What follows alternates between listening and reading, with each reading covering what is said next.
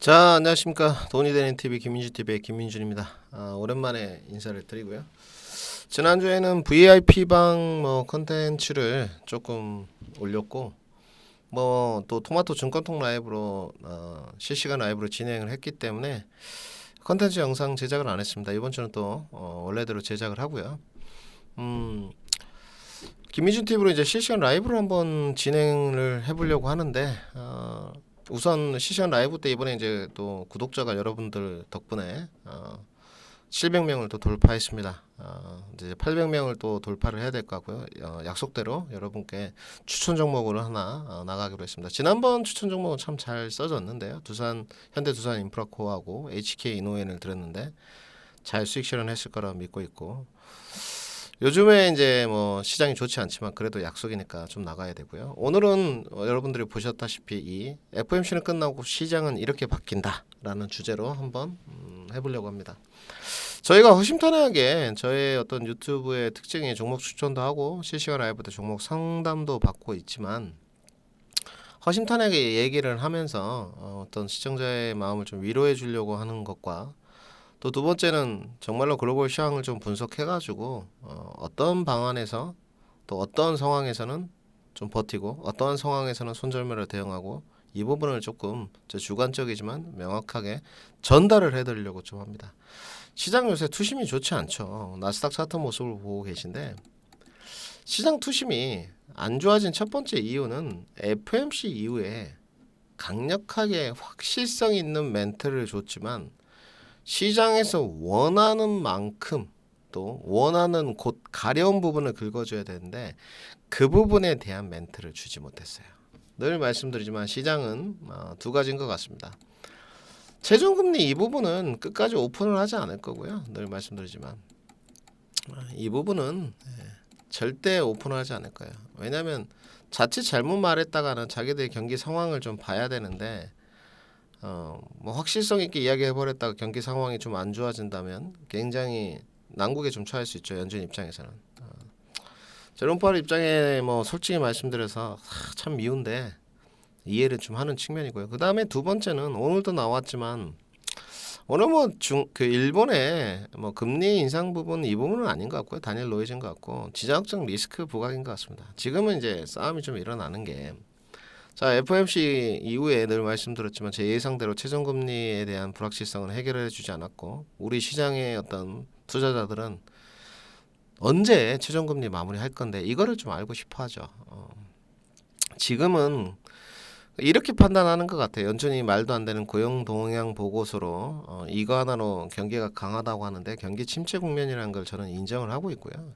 이 경기 침체 국면 속이다 보니까 연준은 실질적으로 금리 인상을 해서 경기 침체로 가는 게 더 무섭냐, 물가를 못 잡는 게 더 무섭냐? 당연히 물가인 것 같아요. 지금의 스탠스로 봤을 때는. 그러면 어쩔 수 없죠. 자기들이 자이언트 스텝을 했는데 물가가 내려오는 폭이 있다고 말씀드렸죠. 그 폭이 지금 과연 빠르냐? 연준의 입장에서는 그렇게 보지 않은 것 같습니다. 그리고 가장 큰 실망 매물, 이 코멘트죠. 내년에 금리 인하는 없다. 이 부분이 참 전문가로서도 생각을 해보지만 확실성 있는 멘트는 맞아요. 오히려 이게 좋을 수도 있는데 시장의 기대치라는 게 좀 있었잖아요. 내년 하반기 때쯤은 금리 인하를 한번 하지 않겠느냐, 이런 기대치가 있었는데 이게 싹 사라지는 계기가 되었죠. 그 실망 매물이 지금 쏟아져 나오는 것 같아요. 우선 나스닥을 보시게 되면 박스권 움직임이었습니다. 11,500선까지는. 근데 지금 11,500선이 깨졌고요. 지금 시장이 계속 내려가는데 지금 11,160선을 달리고 있는데 지금 그나마 좀 아래꼬리고 달리고 있는데, 저는 나스닥 저점 테스트를 거치지 않을까. 저점을 하게 되면 이제 11,000에서 1,800선인데 3월물입니다. 저점 지지력 테스트를 거칠 거라고 보고 있고요. 저점 테스트를 거친다면 코스피도 여러분들 마찬가지겠죠. 코스피도 오늘 약간 쌍바닥 만드는 분위기였고 장막판에 조금 끌어올렸어요. 이렇게 요즘엔 선물 등락 과정이 심합니다. 투자 종합상을 보게 되면 오늘 오전에 2,700계약, 3,000계약까지 매도세였어요. 그러다가 장중에 한 12시 지나고 11시 이 정도 700계약까지 매수로 바뀌었다가 다시 지정학적 리스크 일본 사태 터지면서 2000계약까지 매도가 들었어요. 그런데 장막판에 560계약 순매수로 끝났습니다. 이만큼 현물 시장의 수급은 녹록치 않은데 외국인들이 지금 돈을 벌 수 있는 구조는 선물 시장하고 환율 시장인 것 같아요. 네, 실시간 환율 변동도 실시간 환율 고시 추이를 보시게 되면 오늘 정말 아이러니하죠. 외국인들이 오늘 최대치로 지금 내렸습니다. 1289원까지 오늘 환율이 내려왔는데 외국인들 돌아오지 않았어요. 지금 하고 있는 건 대차장고 늘리기 바쁘고 공매도 치기 바쁩니다. 네. LG 에너지 솔루션이 우리 시청자 여러분들 공매도 비중이 35%예요. 네. 진짜 안타깝죠. 전체 공매도의 80% 중에 평균 수익률이 21%입니다. 늘 기울어진 운동장으로 잠깐 이야기를 하자면 참 이거는 개선이 필요해요. 아마 제 이야기에 주식을 하시는 분들이 아마 다 동감을 하실 거예요. 제가 조금 동료를 이뤄 달라는 부분은 다른 거 아니에요. 무기한 연장할 수 있는 부분만 조금 키를 맞춰줘도 저는 어느 정도 된다고 봐요. 개인 투자자들은 3개월밖에 안 되죠.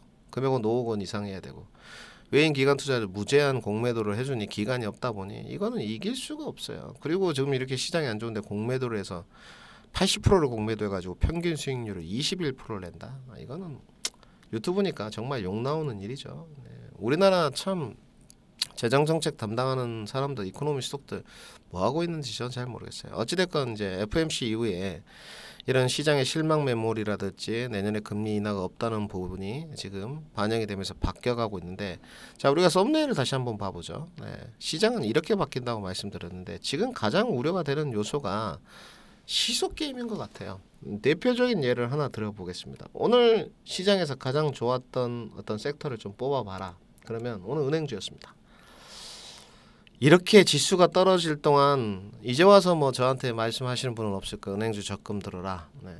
손실 하나도 안 보고 풀었습니다. 근데 여러분들이 적금을 안 들었으면 은행주를 투자해가지고 작년에도 배당을 받고 2천, 3천씩 모을 수 있었을까요? 저는 없었다고 보여집니다. 더디지만 꾸준히 올라갔어요. 그런데 지금은 은행주가 두 가지 치킨 게임, 시속 게임이 있습니다. 첫 번째, 예대 마진이 금리 인상이 올라가면 올라갑니다. 그러니까 수익률이 더 좋아질 거라는 평. 정통의 금융 지주들이 강세죠. 오늘 연말 또 배당 기대감 있으니까 KB금융, 하나금융지주, 기업은행 등등.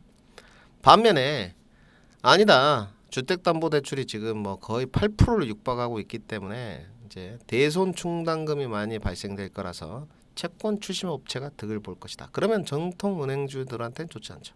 고려신용정보 오늘 튀었어요. 미래 고려신용정보랑 SC 평가 정보 하나 볼까요? 10%가 오늘 올랐죠. 시속 게임이죠. 중국 관련주도 마찬가지입니다. 시장이 어떻게 편제가 좀 돼가고 있냐면 FOMC 이후에 우리가 1월부터 3월까지 봤을 때 여러분들 위드 코로나 정책을 하면서 우리도 확진자가 40만 명 육박했습니다. 저는 정말 그때 무서웠어요. 솔직히 코로나 초기에는 좀 어안이 벙벙했고 뭐 신천지 이야기 나오고 이래가지고 정신이 없었는데 지금은 어떻습니까? 이때 1월을 떠올려 보면 대학 종합병원에 천막까지 치고 온 병동이 코로나로 지배가 됐었죠. 지금 결국은 안정기에 들어갔지만 중국도 이런 과정을 거칠 거라고 생각해요. 단지 이제 인구수가 머릿수가 많다 보니까 이게 이제 어느 쪽으로 거쳐가지고 올 거냐를 생각을 해봐야 돼요. 왜냐면 중국 관련된 주들이 면세나 뭐 호텔신라, 파라다이스 나쁘지 않아요. 지금 뭐 저가항공사, 뭐 진해요, 제주항공 나쁘지 않습니다. 하다못해 또 대한항공 큰 대형공 항공사들도 시장 대비 약한 국면이 아니에요. 네. 결국 여행항공 여객 수요는 늘어나는 쪽인데 단기적으로 중국 자금이 1회에서 들어갔는데 지금 어떻습니까? 코로나 확진자가 단기적으로 증가하니까 오늘 마스크 관련된 주들 갔어요. 웰크론 이런 종목들이 뭐 10몇 프로씩 더 튀었습니다. 시속 게임이 일어나고 있죠. 단기적으로 가는 쪽면, 긴 쪽으로 가는 측면. 그러니까 FOMC 이후에 가장 정해야 될 점이 뭐냐면 포트를 재정비할 때 저는 당연히 단기를 조금 뭐랄까요? 지양한다고 해야 될 것 같아요. 뭐 반대 의견까지는 아닌데 정말 우리가 단기 순환매를 빠르게 쫓아갈 수 있느냐에 대해서는 의구심이 있습니다. 그렇지 않겠습니까? 네. 오늘은 마스크야? 내일은 뭐야? 내일은 택배야? 이렇게 딱 발견해서 시세 초입부에 따라가기가 정말 힘들다고 보여져요. 그리고 요즘에 놀림목 구간에서 정확하게 기술적인 타점을 잡기가 너무 어렵습니다. 장중 변동성이 선물에서 너무 크다 보니까 굉장히 잡기가 어려워요. 네. 어찌됐건 자기의 스타일과 성향에 맞게 FOMC 이후에 지금 변화되는 모습이에요. 뭐 중국의 지역적인 변화, 또 지정학적 리스크, 러시아, 우크라이나의 지정학적인 변화도 있겠지만 우크라이나 재건 관련주를 하시는 분, 비료, 식료, 사료를 하시는 분, 은행주를 하시는 분, 채권 추심 종목을 하시는 분, 중국 리오프닝을 하시는 분, 단기 확진자 증가에 따른 마스크 택배를 하시는 분, 이런 시속 게임이 계속 일어나고 있어요. 이 부분을 좀 넓혀보면 여러분 주도주 쪽에서도 이게 나타나고 있습니다. 지금 좋지 않다고 말하는 게 자 주도주 쪽에 뭐냐? 반도체, 2차전지, 자동차, 신재생, 뭐 안에까 원전까지 반론의 여지가 없어요. 근데 이쪽이 어떻습니까? 전망이 어둡습니다. 삼성전자는 정말로 제가 매번 말씀드리지만 삼성은 삼성이다. 정말 선방하고 있고요. 지난달보다 D램 낸드 가격이 10%가 떨어졌어요. 근데 삼성전자 주가는요 선방하고 있습니다. 네. 삼성전자 이제 글로벌 DS 부분 전략적 회의가 이번 주 금요일 날 있는데 과연 무슨 내용을 이야기할지 다음 주에도 있습니다. 반대로 생각했을 때 아까하고 똑같죠. 단기 접근하는 쪽, 긴 관점으로 가야 되는 중기 접근해야 되는 쪽. 이쪽에 지금 선택을 해야 돼요. 우리 또 시청자 여러분도 분명히 다 물려 있을 거란 말이에요. 그러면 단기적인 접근을 했을 때 물려 있는 섹터는 여러분들 가져가기 어렵습니다. 주가가 떨어져도 버티면 안 올라와요. 단기 모멘텀이 끝나버리니까. 생각해 보십시오. 중국의 마스크 택배 단기 확진자 증가에 따른 걸 해서 시세를 못 먹었어요. 자기가 물렸어. 버텨요. 결국 우리나라는 어떻게 되겠습니까? 시장이 안정 국면으로 가게 되면 다시 리오프닝이에요. 선택을 잘 하셔야 돼요. 그러면 지금의 주도주 반도체나 2차전지 자동차가 내려간다고 하는데 이 부분이 과연 내가 버틸 수 있는 섹터일 것이냐 이게 중요하잖아요. 버틸 수 있습니다. 지금. 그 다음에 또 가게 되면 2차전지 파트인데 2차전지는 지금 조정 국면이라고 봐야지 2차전지의 성장성이 훼손은 아니라고 저는 보여져요. 오늘 보시게 되면 2차전지가 이제 LG 에너지 솔루션은 좀 선방을 했고요. 120원 평균에서 반등이 나왔는데 다음 달에 이제 오버행의 이슈가 있기 때문에 이 부분은 분명히 염두를 해주시고 적게 빠지진 않았어요. 62만 9천 원에서 내려온 게를 보시게 되면 거의 47만 원까지 내렸으니까 20% 넘게 빠졌어요. 네. 뭐 LG 에너지 솔루션의 시가총액을 생각하면 뭐 LG 에너지 솔루션 사면서 20% 빠질까 생각하고 사는 사람 아무도 없죠. SD도 마찬가지예요. 20% 가까이 빠졌는데 저는 솔직히 말씀드려서 더 빠진다고 보여지는 쪽이에요. 에코프로 BM을 보더라도 우리 시청자분들 에코프로 BM 볼까요? 양극재 업체들을 보더라도 제가 늘 말씀드리지만 지금 조심해야 된다. 말 안 들어요, 근데 이런 거는 이제 유튜브를 통해서 우리가 소통하는 부분인데 지금 이 변곡점에서 제가 계속 말씀드렸지만 화살표도 꺼놨어요. 이 변곡점을 몇 번을 있었는데 올라가지 못했어요. 이거는 그럼 떨어집니다. 네, 실질적으로 선반영이 되었다는 거예요. 네, 그리고 조정 구간에 돌입이라는 겁니다. 제가 봤을 때 8, 9만 원대 이 저점이 지금 8, 9만 원대인데 여기서 지금 하단 지지가 되면 다행이에요. 제가 봤을 때 더 빠지면 6만 7천 원, 7만 원대까지 내려갈 수 있습니다. 기업에 문제가 있어서가 아니고 펀더멘탈에 지금 2020의 실적 성장분까지 다 반영이 되었기 때문에 LNF도 마찬가지예요. 똑같습니다. 상황. 자, LNF도 결국은 변곡점 23만 원 못 뚫더니 18만 원까지 내려왔습니다. 여기서 지지 못 받은 다음 라인이 16만 원인데 글쎄요. 저는 여기서도 좀 어렵다고 보여집니다. 네. 그리고 내년에 2차 전지가 분명히 다시 한번 움직일 텐데 실적이 완벽하게 적자에서 턴어라운드 되거나 지금까지 부각이 되지 않았던 또 소부장 쪽으로 돌 거예요. 이번에는 배터리 셀 업체들이 상당히 생각보다 좋았어요. 네, LG 에너지 솔루션, 삼성 SDI가 좋았다면 뭐 양극재일 수도 있겠지만 뭐 약간 소재, 부품, 전해질 뭐 등등이 많지 않습니까? 뭐 캡 어셈블리도 있을 거고 캔 케이스도 있을 거고 후발 주자적으로 실적이 뻥 올라가거나 적자였는데 흑자로 턴어라운드 되는 기업들이 충분히 올라올 공산이 크고요. 2차 전지가 정리가. 그다음 자동차인데 자동차는 완성차 업체들에 관해서는 현대차에서 결정을 해야 될 것 같습니다. IRA 감축법에 대해서 지금 조지아 공장 철수 이야기가 좀 나오고 있는데 연내에 미국에서 약간 유예를 해주든지 구체적인 안을 제시하겠다 그랬어요. 굳이 우리나라가 뭐 도와주지 않아서 참 대기업들 고뇌가 클 것 같은데 보조금 혜택까지 못 받아가면서 조제 강정을 지을 필요가 있느냐에 대해서는 의구심이 있습니다. 완성차 업체들은 소비 둔화에 따른 안 그래도 타켓이 좀 되고 있는데 현대 기아 다 마찬가지고요. 현대 모비스도 마찬가지입니다. 여기는 자율주행 모멘텀이 와야 되고 전장 매출이 계속 올라가고는 있지만 아직까지는 힘이 없는 LG전자도 마찬가지인 것 같아요. 자율주행은 논외로 하더라도 소비 둔화에 따른 시장의 점유 MS 감소라든지 차량의 어떤 판매 대수 감소는 솔직히 영향력이 크진 않을 거예요. 근데 이 조제 공정을 짓고 보조금을 못 받는 부분 혜택이 클 수 있습니다. 혜택이 크다기보다는 악재적인 요소가 클 수 있어요. 종목을 선정할 때 이 완성차 업체들은 확실히 하단 지지력 테스트를 거쳐야 될 것 같아요. 저는 지금도 현대 그룹주 중에서는 가장 좋게 보는 게 글로비스인데 여기는 왜 그렇냐면 LNG 선박이 내년에 발주고요. 네. 옮기는 거. 그 다음에 내년에 중고차 시장은 공고 유예를 했던 부분이 글로비스가 중고차 시장에 열립니다. 그 다음에 우드사이드랑 10년 되었던 계약.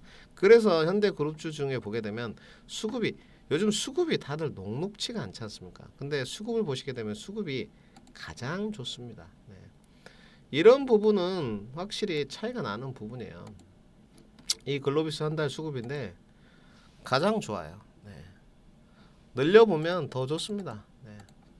더 좋아요. 네. 거의 1,000억 원 가까이가 돼 있어요.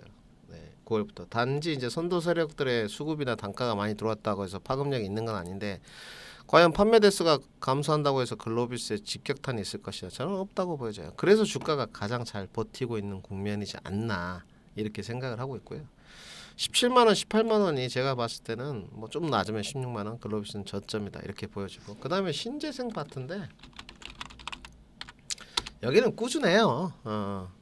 여러분들이 인내심을 좀 가지고 가져간다면 신재생의 재생에너지 비율 파트는 더 좋아질 수밖에 없습니다. 수소 법안도 통과되었고 단지 주도주 쪽에서 조금 부침이 있다고 이 긴 관점을 포기해 버리면 여러분들 이제 손실로 확정되게 됩니다. 그래서 내년 시장의 경기 침체 국면이 뭐 1월, 2월에 정점을 저는 좀 이룰 거라 보는데 6월에 실질적으로 경기는 침체가 가장 깊을 텐데 3월, 4월부터 저는 좋아진다고 보는 쪽이에요.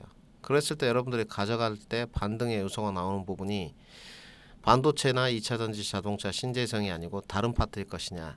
물론 다른 파트의 섹터가 만들어질 수도 있습니다. 자율주행이라든지 메타버스는 아닌 것 같고요. 뭐 요즘에 좀 괜찮은 5G라든지 몇몇 요소는 뭐 5G와 자율주행이 함께 가는 거니까 뭐 AI라든지 있을 수 있겠지만 뭐 가치주 쪽에선 조선 이 주도주들이 망가지게 되면 한국 산업 전반이 망가지게 됩니다. 그래서 지금은 버티는 자에게 또 인내심을 가지는 자에게 기회가 있고 내년에 FOMC 이후에 금리 인하가 없다고 이야기했지만 결국은 이 경기 침체 국면이 시장에 다 선반영되고 나면 저는 주도주 쪽에서 반등이 먼저 나온다고 봐요.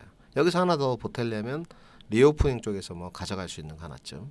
어차피 여객 수요는 좋아지니까 항공이라든지 뭐 여행이라든지 하나 껴두는 거죠.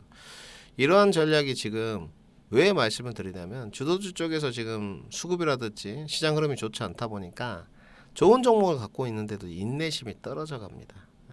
이럴 때 이제 시장에서 휩쓸려 가지고 손절을 하게 되면 손실 확정이에요. 이러면 기회가 없어요. 다시 복구하기 힘듭니다. 앞으로 시장은 2년 동안 계속적으로 부침이 있을 거기 때문에 그래서 오늘은 이 썸네일대로 FOMC는 이렇게 끝났고 시장은 바뀌는데 제가 봤을 때 주도주에 대한 부침은 조금 더 진행이 될 수 있지만 반등은 주도주에서 무조건 나오게 됐다. 단지 단편적으로 테마성으로 순환매가 들어올 수 있는 쪽은 뭐 하나 더 보태자면 제약바이오, 뭐 자율주행, 뭐 5G, 조선 쪽이 될 수 있는데 이것도 주도주들에 다들 물려 있으시기 때문에 여기에서 반등이 나오고 나야지만 가능할 것이다. 이렇게 정리를 해드리겠습니다.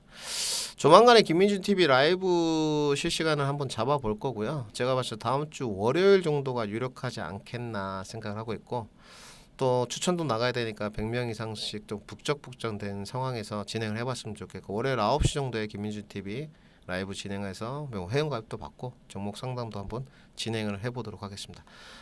이번 주 화요일 이틀 남았습니다. 더 좋은 콘텐츠로 찾아뵙도록 하고 여러분들 항상 도움이 되셨으면 좋겠습니다. 돈이 되는 TV의 김희준이었습니다.